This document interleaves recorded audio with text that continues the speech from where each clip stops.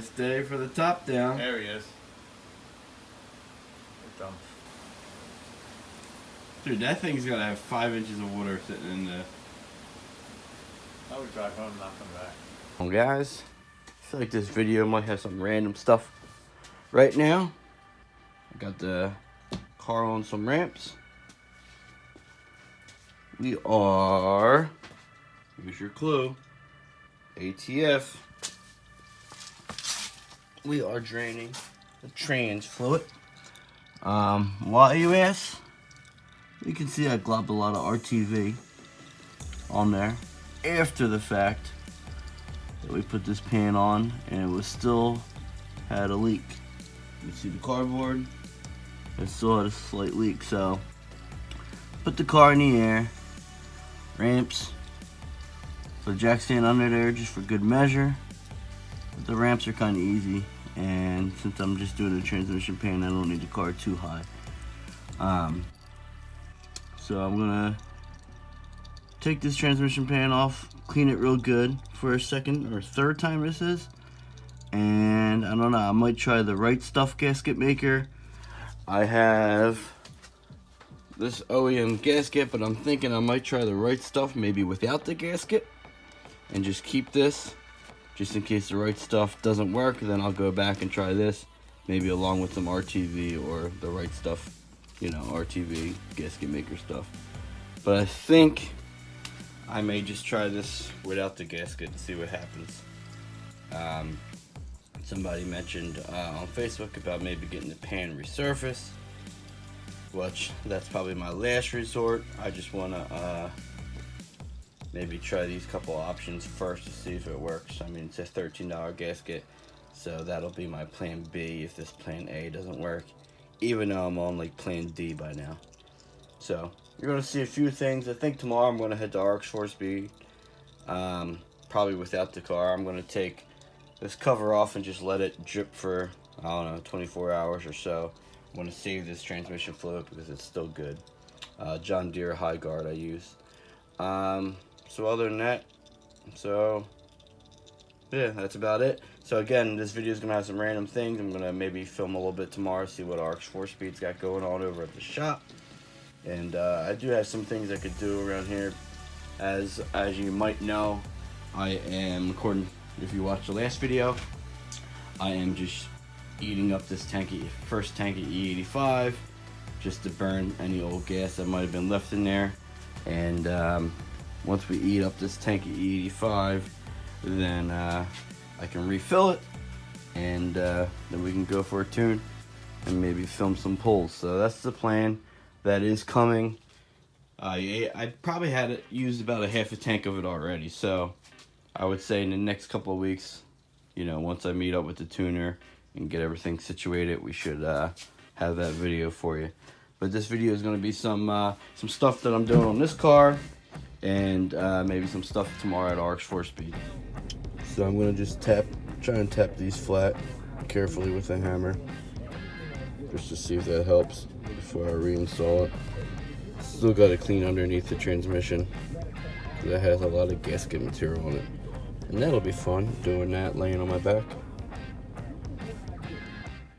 So we are at Rx4Speed. This is Martin's 9-second car. You can see this is a black dash that we put in and we cut around it for the bar.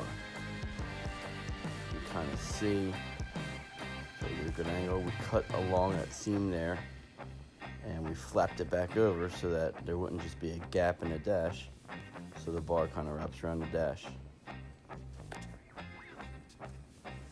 Next, we're going to replace this door handle, and we're going to also put this black door panel on since he put the black dash on. Door panel on, looks good.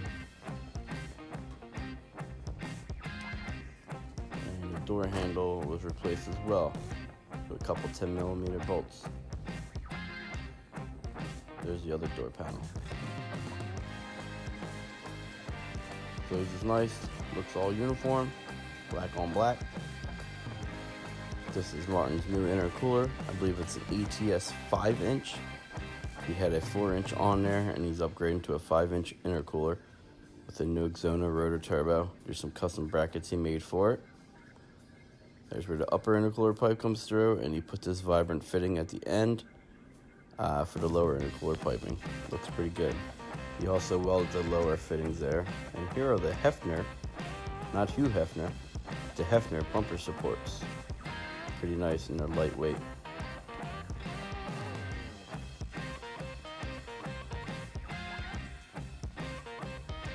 Turbo is looking pretty.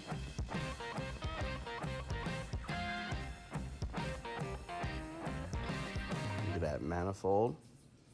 Machine Concepts. New throttle body.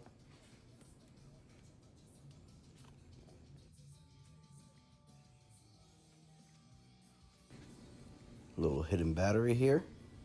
Does its job.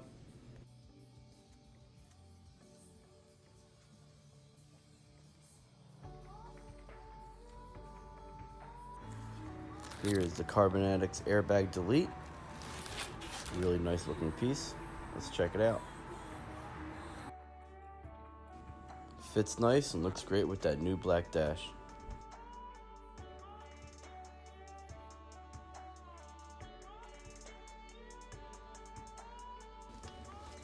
Back in the garage. So this is pretty much ready to go. But now the dreadful cleaning of all that gasket. And it goes all the way up and around. So I got some stuff here. And we're gonna go under there. Nice little sharp blade. So I have a couple of things to try. Gonna put these on because there might be some drips. Protect your eyeballs under there. And grab at least this light for now. And we'll go from there. Got a lot of the gasket material off. I'm gonna let it, I still got a little bit more to do up top. I'm gonna let it just sit for another couple days to make sure it's completely dry, especially along the edge, so that when I load it up with some Permatex RTV, this way when I load it up, it's going onto a nice dry surface to help with the bond. If I put it on and there's still a little bit of a leak, like I just saw it drip now, I don't mind the drip in the middle, but it's got to not leak on the edge as well. So I think I'm gonna just let it sit. Today is Saturday. I probably won't have time anyways to get to it until maybe Tuesday afternoon. So that should be good, maybe to put the pan back on. And I think the first time, hopefully the only time, is I'm gonna load it with some of this. And it says 1 minute. I never use this stuff, so if I do only have 1 minute, I'm gonna have to be pretty darn quick with getting that pan up there. Because there's a lot of bolts, but at least I can get the pan up and then just get some bolts lined up with the holes, and then I can torque them down after. But let's see what happens. All bolted up and loaded up with a bunch of the right stuff. I even put some on the edges, which is an overkill, but what the heck. Quick glance, I bet you it only looks like there's 4 holes, but there's a 5th hole. I'll put a little piece of wrap right over it. Does it look the best? No. But you don't notice it as much as you notice these things. So what I'm gonna do is, again, this is because I put the Carbonetics CSL hatch, so I got rid of the 3-piece boiler. I'm gonna carefully take a razor, carefully cut around the wrap, pull the plastic out the top, and then I'm just gonna put a piece of wrap on top of these. So that's what we're gonna do. Because if you look, I have a light over here. Not that this car sees much rain at all, but we get all in the hatch. But again, I put that there. Yes, you can see it, but you gotta actually look for it. It's like boom, you don't even see it now. So I think I'm gonna do that. So this is what it looks like with these plastic pieces popped out. And then I just take some wrap, clear the dirt out of there. Take some wrap, just put it over it.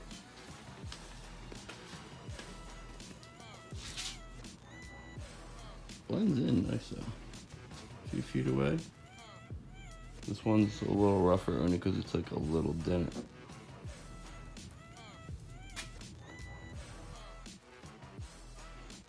Much better. I just felt like they were an eyesore.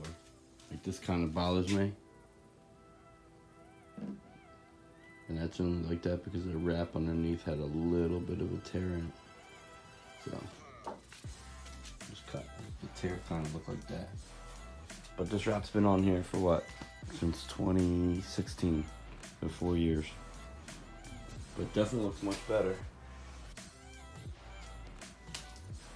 What do you think? I was gonna just put little plugs, but then they're black plugs. They stick out like a sore thumb. At least this from a few feet away, you don't even notice it. But so I got the transmission pin right now. It is drying. Obviously, this 1 minute right stuff. It says it only takes. It says you can start the car, use the car after 5 minutes of drying. But because I've been fighting this leak, I'm just gonna probably add fluid, give it 24 hours and add fluid tomorrow to it. Call it a day in the garage because I worked all day. So then I just came out here and did all that.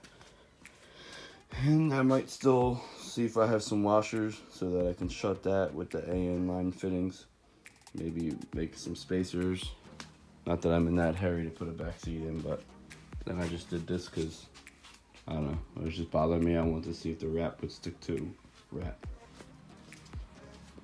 Alright, so tomorrow we'll add fluid, start the car, and see, knock on wood, that she doesn't leak. Alright, 24 hours later, let's get some fluid in her. I'm gonna just put a decent amount of fluid in there, check for leaks. If she's good, then I'll start it up and fill it up all the way, top it off.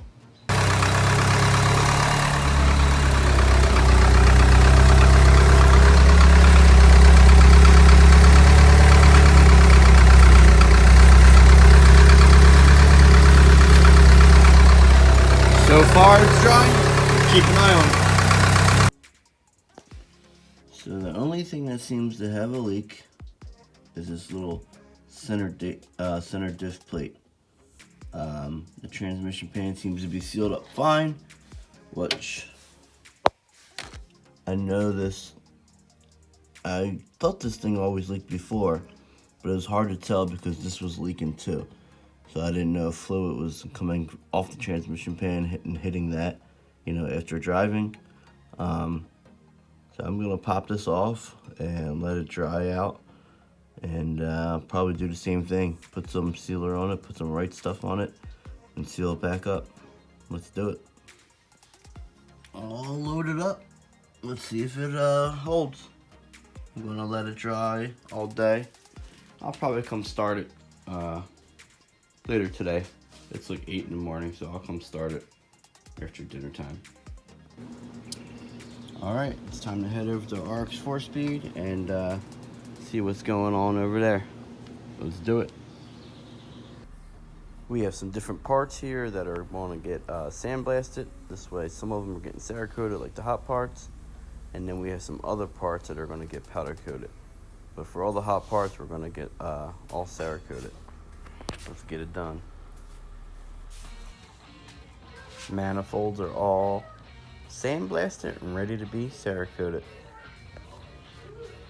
Here are my Enki EV5s that I am going to have someone sandblast because they take a while.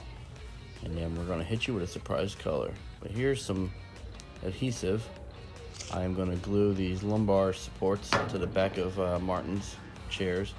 I cut all these out for his Kirky seats. Here are the seats here. You can see the back pad is missing, but we cut out all the pads for the rest. And he's going to take this to a fabricator that can sew that all up nice. And here's Bill and Martin talking about some Haltech. They're going to be wiring Martin's 2G. That went 9.9.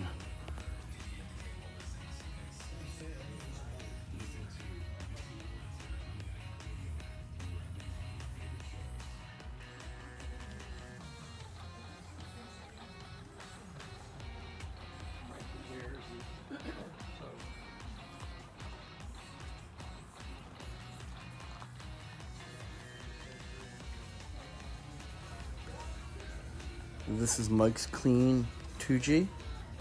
Beautiful color, Brembros. All kinds of Cerakoting done on this. Front light fab, valve cover, hiding under the tail. And we're gonna put this big old intercooler on. 2G MOF will be gone. This is gonna get some speed density. And he also decided to upgrade the turbo to an FP green.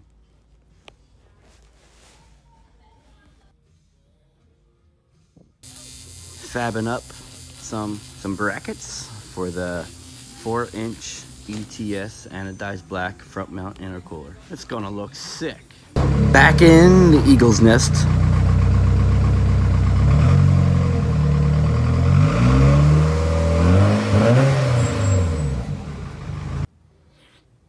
As you can see, I got a little happy with the RTV, the right stuff, Permatex, but I just had the car running and looks like it's not leaking. So we'll keep our fingers crossed. You can tell everything's just nice and saturated from those leaks. So hopefully things start to dry out and we can turn the page here. Alright, so we're gonna wrap this video up. If you're wondering why the wheels are off, a couple reasons. One, I am going to be giving those wheels back to their owner, my buddy Tony. He was in between moves and he asked me if I wanted to store them, aka he said I could use them.